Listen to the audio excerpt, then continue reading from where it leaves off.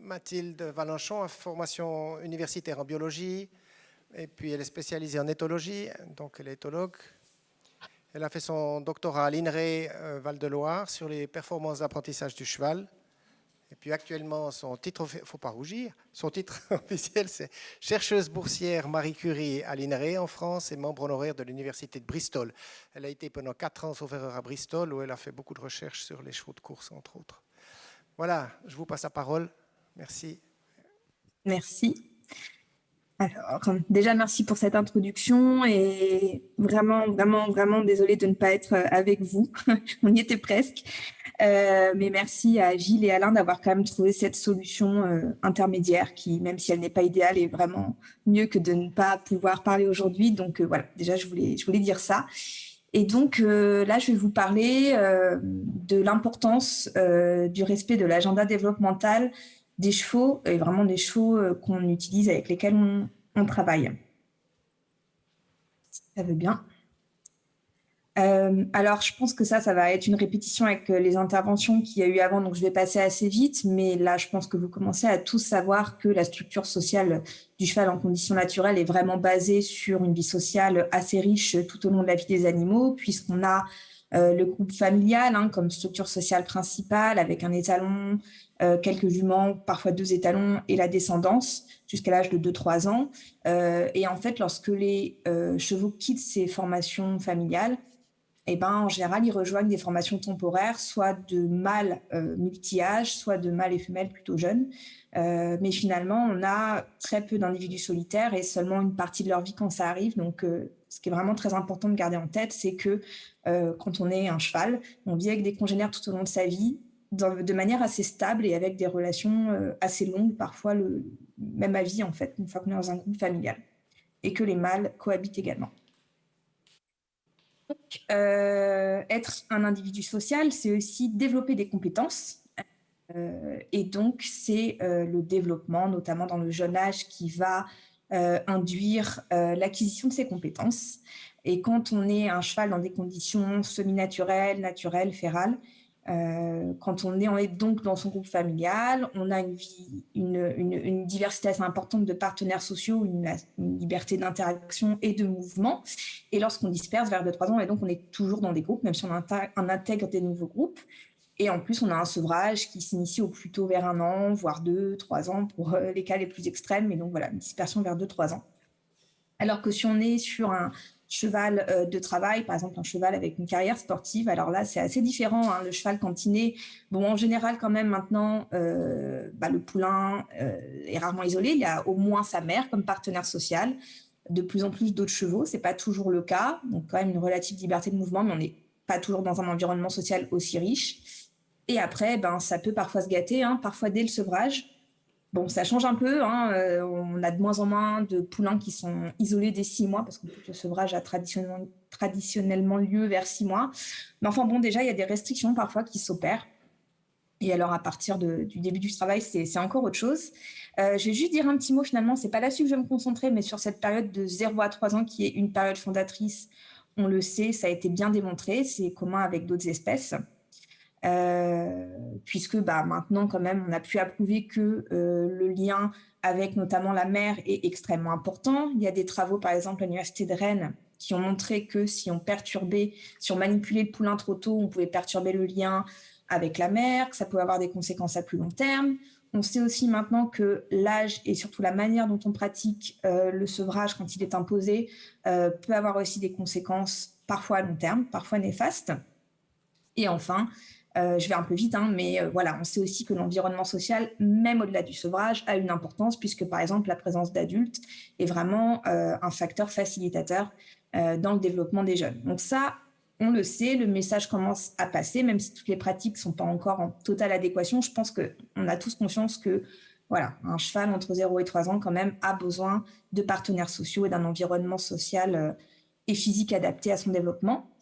Mais on sait encore, il y a encore beaucoup de choses qu'on ignore. Par exemple, finalement, là, on déduit des recherches en cours, un peu ces grands points que je viens de vous dire, mais qu'est-ce qui est le développement social, on va dire, standard d'un cheval domestique dans des conditions vraiment à proximité avec l'humain? finalement, on ne le connaît pas encore très précisément. Je parle vraiment de l'acquisition des compétences sociales, hein, quelque chose d'assez précis. Et ça, j'aurai peut-être l'occasion de revenir vous en parler dans quelques mois, voilà, puisque c'est mon projet de recherche actuel que je mène à l'INRAE, où je cherche à comprendre quel est le développement comportemental et cérébral grâce à des méthodes maintenant d'imagerie non invasive dont on dispose d'un cheval domestique, on va dire, destiné notamment au travail. Et donc pour ça, moi, je suis en fait pendant de l'âge de 6 mois à presque 2 ans, le développement de poulains sevrés ou non à 6 mois. Donc voilà, on va dire, je pense que vous en avez entendu parler dans les présentations plus tôt, le poulain vraiment jeune, on sait qu'il y a environnement social important. Mais alors, à partir de 3 ans, voire plus tôt, par exemple, si on pense à certains chevaux de course, là, c'est un peu plus compliqué puisque finalement, on ne s'attend pas à ce que l'animal ait encore besoin de se développer. On a tendance à considérer qu'à 3 ans, un cheval, d'un point de vue comportemental, il est adulte, mais en fait, d'un point de vue physique, on reconnaît assez largement hein, que le développement musculaire, l'ossature n'est pas achevé. On a même tendance à démarrer le travail un petit peu plus tard qu'avant. On parle de 6 ans hein, dans la littérature selon les recherches.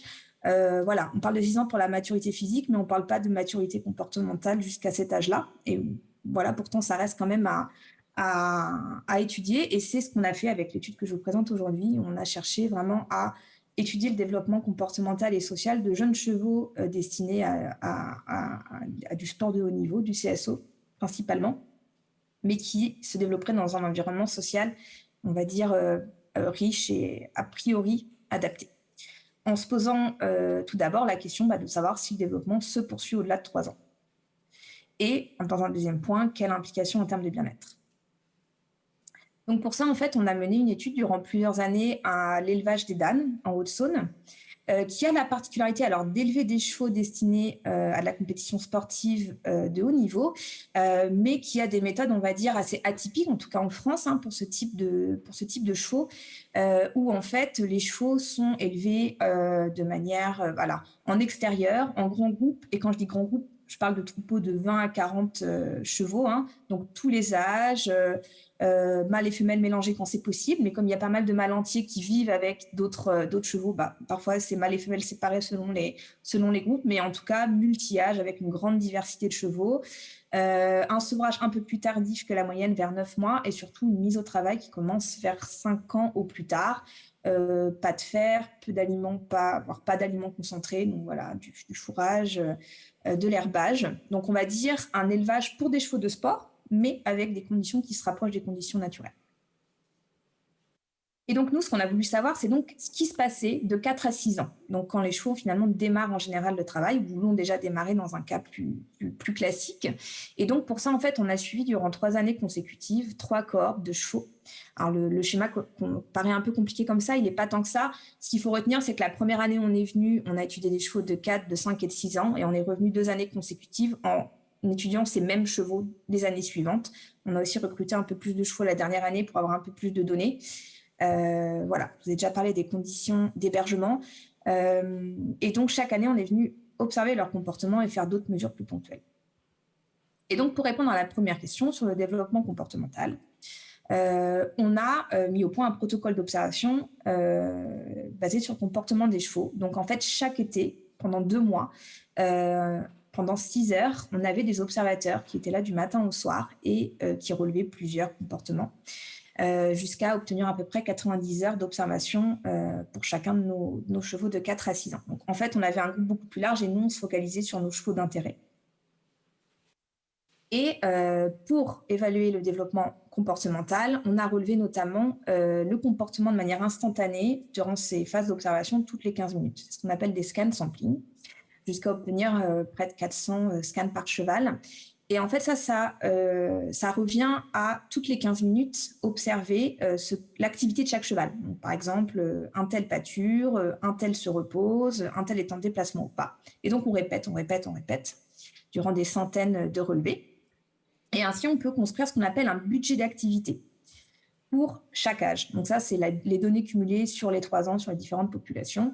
On peut ainsi... là, sur le graphique, il manque une petite légende, mais ce que vous avez, en fait, c'est sur 100% du temps, durant la journée, hein, donc de 7h à 21h, le temps consacré à chaque activité. En vert, vous avez le temps consacré à l'alimentation. Le vert clair, c'est l'alimentation active où le cheval marche en même temps. En bleu, c'est les déplacements. En jaune, c'est le temps consacré au repos. Et donc, on a le budget d'activité typique d'un cheval de 4, d'un cheval de 5 et d'un cheval de 6 ans.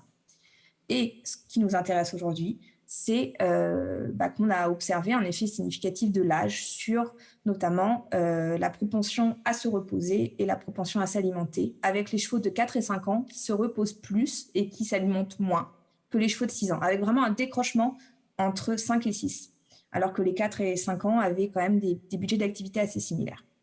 Donc ça pourrait être lié notamment au fait que on a peut-être des besoins physiologiques différents, ce qui collerait avec le fait qu'on considère que le développement physique est encore différent entre ces deux âges, entre ces trois âges même. Et en tout cas, dans le sens d'une maturation qui continue, au-delà donc de 4 ans. Ensuite, on s'est intéressé plus au développement purement social. Donc, lors des phases d'observation dont je vous ai parlé précédemment, on a aussi relevé en continu toutes les interactions sociales qui impliquaient au moins un de nos chevaux d'intérêt. On a relevé les interactions sociales agonistiques, donc c'est les comportements sociaux négatifs, avec d'une part les comportements offensifs, ça c'est tout ce qui est menace et agression vers un congénère, et les comportements défensifs, ça c'est tout ce qui est principalement en fait des évitements. En général, c'est ça, les comportements défensifs, c'est je m'en vais. Et aussi les comportements positifs, affiliatifs, on appelle ça, avec notamment le relevé principalement des toilettages mutuels. Et ce qui est intéressant, c'est qu'on a observé, je vais un petit peu vite, que d'une part, on avait une augmentation des comportements défensifs avec l'âge, avec les chevaux de 6 ans qui évitent plus que les chevaux de 4 et 5 ans, alors qu'en parallèle, ces mêmes chevaux de 6 ans exprimaient moins de comportements offensifs, donc les menaces et agressions. Et ça, en fait, ça nous fait vraiment penser à la dominance, puisque la dominance sociale, en fait, c'est un pacte de non-agression entre des chevaux qui est établi et qui est vraiment indispensable à la bonne santé d'un groupe social, avec un dominant, par exemple, qui va être évité par un dominé. C'est pas qui agresse qui, c'est qui évite qui, en fait, la dominance. C'est vraiment important. Quand une dominance est bien établie, on n'a plus de comportement offensif. Enfin, très peu, on va dire. Donc ça nous laisse penser que les chevaux de 6 ans, d'une part, peut-être qu'ils ont un statut social plus élevé, mais aussi, on a vraiment l'impression qu'il y a une meilleure intégration de cette dominance, puisque finalement, ils savent qui ils vont éviter et ils n'ont plus besoin d'aller agresser les autres, en fait. Ça, c'est vraiment un signe de maturation sociale, on va dire. Et en ce qui concerne les comportements affiliatifs, alors là, on a été un peu surpris au départ. On a vu que les comportements affiliatifs, en fait, ils diminuaient au fil de l'âge, avec les individus de 6 ans qui finalement exprimaient moins notamment de toilettage mutuel que les autres. Et ça, en fait, vu que ce n'était pas associé à une augmentation des agressions, et même au contraire, ça va au contraire dans le sens d'un comportement affiliatif qui est d'une part peut-être plus stable, il n'y a peut-être pas besoin d'aller créer des nouveaux liens, c'est peut-être déjà créé, ils savent déjà faire, et aussi, et ça c'est un signe de compétence sociale plus important, peut-être ils ont une meilleure sélectivité, donc en fait ils n'ont pas besoin de faire des toilettages mutuels dans tous les sens pour se faire des copains, je simplifie, mais peut-être qu'au contraire, ils savent cibler, et puis les relations elles sont déjà établies, ils sont plus stables, donc ça va encore dans le sens finalement d'un développement social qui se poursuit, en tout cas avec l'âge, et qui peut-être atteint ou pas une certaine maturité vers 6 ans. Donc, pour répondre à la première question, est-ce que le développement comportemental et social se poursuit au-delà de 3 ans et même jusqu'à 6 ans? Oui, a priori, c'est ce que nos données suggèrent en tout cas. Et qu'en est-il des conséquences en matière de bien-être? Alors, pour avoir une évaluation de ça, on a appliqué un protocole, le protocole AWIN, le protocole d'évaluation du bien-être AWIN, que vous connaissez sans doute, qui a été en plus décliné par d'autres équipes pour des besoins plus spécifiques depuis. Le protocole AWIN, c'est une approche multidimensionnelle du bien-être, où en fait, on a une série de mesures, je ne vais pas les détailler, paniquez pas, qui permettent d'aborder le bien-être via des aspects comportementaux, environnementaux et aussi des mesures physiques basiques du style un score de conditions corporelles. On a aussi pour l'aspect comportemental le score d'expression faciale qui permet d'évaluer s'il y a une présence d'un état douloureux ou non, et puis des tests comme l'approche d'un humain par exemple. Et donc, on est allé appliquer ce protocole à la fin, pendant la 3e année de notre étude, donc sur tous les chevaux qui étaient encore présents à l'élevage, quand même une majorité, donc ils étaient âgés de 6 à 8 ans alors. Et ce qu'on a vu, c'est qu'on avait d'excellents scores en ce qui concerne le protocole AWIN avec aucune menace et agression envers l'humain. un score d'expression faciale faible, et on est sur un score de 0 à 12 et la moyenne était de 1,7, ce qui correspond à la population générale en absence de problème de douleur. Et ainsi de suite pour la plupart des indicateurs. Je voulais juste souligner rapidement que quand même on avait trouvé des marques sur la peau des chevaux, aucune plaie ou aucune blessure importante bien sûr, plutôt des alopécies, des petits endroits sans poils par exemple, avec soit une ancienne blessure ou voilà, une cicatrice. Rien d'important, mais je voulais quand même le souligner parce que dans pas mal de protocoles, on regarde encore ces marques sur la peau en ne mettant pas toujours de hiérarchie sur l'importance des blessures. Et ça contribue un peu aussi à, si on veut faire évoluer les mentalités en termes de bien-être, peut-être qu'il faut un peu reconsidérer à quoi doit ressembler un cheval au quotidien, et peut-être qu'un cheval qui vit au pré et avec des congénères, ça veut dire qu'il est sale, ça veut dire qu'il a de la terre, ça veut peut-être dire qu'il a de la paille s'il est en stabulation, et puis ça veut peut-être dire aussi que parfois il a des petites marques liées à ses interactions, surtout quand on est un jeune cheval par exemple. Voilà, donc grosso modo, les indicateurs physiques étaient également positifs. Donc on avait tous les feux verts, on va dire, pour ce qui était de l'évaluation du bien-être.